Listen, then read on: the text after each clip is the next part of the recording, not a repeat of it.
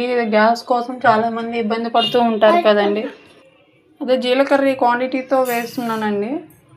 ఇదిగోనండి, సేమ్ ఇదే క్వాంటిటీతో జీలకర్ర తీసుకున్నాం. సేమ్ అదే క్వాంటిటీతో సోంపు కూడా క్వాంటిటీతో వాము కూడా తీసుకున్నానండి.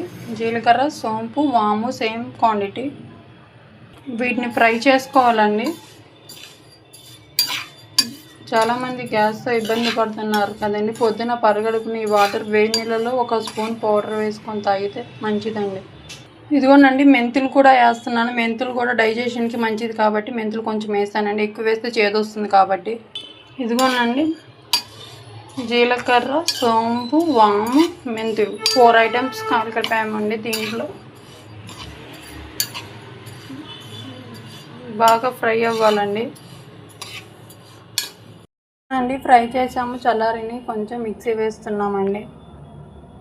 ఇదిగోనండి, మిక్సీ వేసింది ఇట్లా ఉంది. హాయ్ అండి, ఇదిగోనండి, గాజు దాంట్లో పెట్టుకొని ఉంచుకుంటే రోజు 1 స్పూను మార్నింగ్ తాగాలండి. గ్యాస్ ప్రాబ్లమ్స్ రాకుండా ఉంటాయి.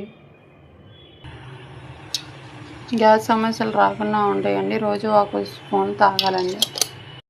హాయ్ అండి, ఎట్లున్నారండి అందరూ?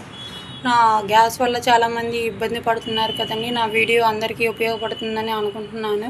నా వీడియో మీకు ఎలా అనిపించిందో కామెంట్ చేయండి, లైక్ చేయండి, సబ్స్క్రైబ్ చేయండి. Thanks for watching.